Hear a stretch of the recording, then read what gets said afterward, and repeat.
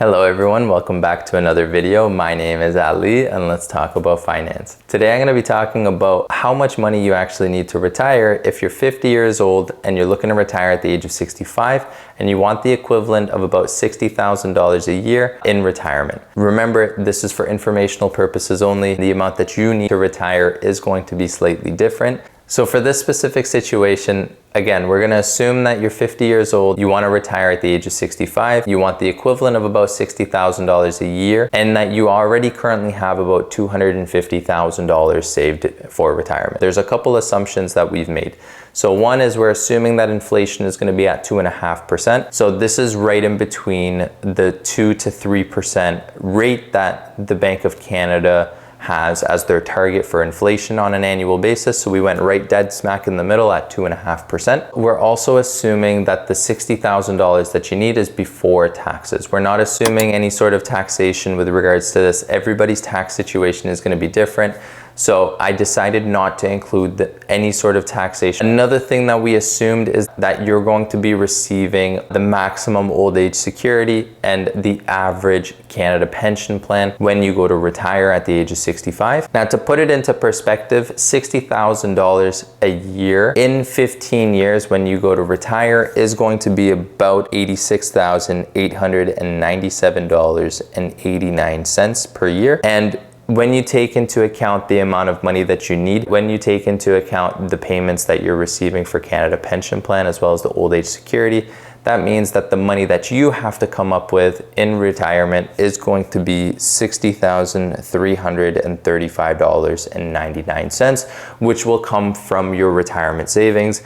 So another thing that we also took into account was life expectancy. In this case, life expectancy we're assuming is 90. So of course, the longer you live, the more savings you need to have, and this will really have a big impact. We're also assuming that the rate of return for your investments is going to be about 7% per year. In order to retire at the age of 65, using all of the things that we just talked about, you are going to have to retire with about $1,003,812.56. Now, this sounds like a lot because right now we're starting with $250,000. This actually is a lot easier than you think. If we take a look at the contributions that you have to make towards your retirement savings, here's a couple things to consider. If you're making contributions on a bi-weekly basis, you need to contribute $421.80 towards your retirement. If you're contributing monthly, then we're looking at $919.91 per month. And if you're going to contribute on an annual basis, you're looking at $12,497.69. That sounds like a lot of money that needs to be contributed, but if you think about it, over the next 15 years, now we're looking at about $165,000 that's being contributed if you were to contribute on a bi-weekly or a monthly basis. And then if you were to contribute on an annual basis, you need to contribute about $187,000 towards your retirement on top of that $250,000 that you're already starting with. So it's really not that much money if you think about it in comparison to that $1 million that's the end target. Now, this is really where the rate of return really does make a big difference. For example, let me just show you, if you were to have a rate of return of 5% instead of that 7% that we put in there, now all of a sudden, in order to get to that same $1 million, if you would have to contribute $818.80 on a bi-weekly basis, $1,778.55 on a monthly basis, or $22,433.40 on an annual basis. So now all of a sudden that $165,000 that you contributed, now you need to contribute about $320,000 if you're doing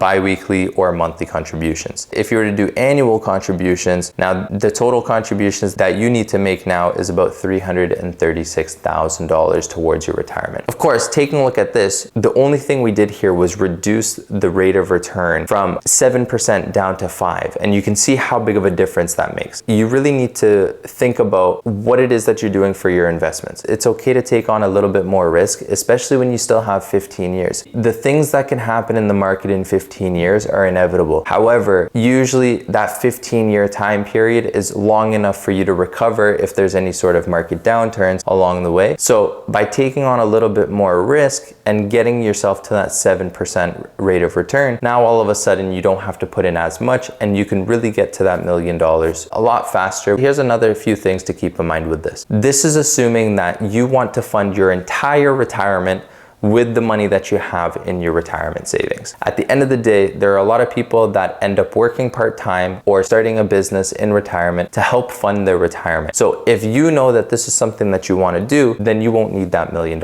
You'll need less than $1 million because you'll still have some income coming in from other sources. Some people as well at this point will have other sources of income as well. So say for example, you own one property, two properties, a couple different properties, and you're gaining a rental income from that, and you're using that towards your retirement. That's another good way to help reduce how much you actually need in your retirement savings in order to retire. Now, another thing to keep in mind as well is, say for example, you own a home. This is really where you need to think about what it is that you want to do with your home when you retire. Is this home that you're living in, is this something that you would like to downsize from? If that's the case, then there's going to be money available there to help fund your retirement by unlocking a portion of those funds that were locked up in the home. Another thing as well is there are some people that like to sell their home and go and rent. And this way they don't have to worry about the additional expenses of maintenance. All they have to worry about are the simple basic costs of living, which is rent and potentially utilities. If this is something that you want to do, again, now you don't need as much money to retire. You don't necessarily need that $1 million. At the end of the day, do you need $1 million to retire? Maybe, maybe not. It'll really depend on your situation. However, for illustration purposes only, if you want to retire comfortably by the time you're 65 years old with the equivalent of $60,000 a year in income, then you will need $1 million in your retirement savings by the time you're 65. So there you have it, guys. That's how much you need to retire if you're 50 years old and you're looking to retire in 15 years. If you like this video, please leave a like. Also, if you have any questions, leave those in the comments down below. I'll be more than happy to answer those questions. Also, if you gained anything from this video or if you learned anything from this video, please share it with your friends and family. At the end of the day, if you learned something, I'm sure they will too. Also, if there's a particular topic that you want me to cover in a future video, please leave those down in the comments down below and I'll be more than happy to make those videos for you guys in the future. As always, guys, stay safe, take care, and we'll see you guys in the next one.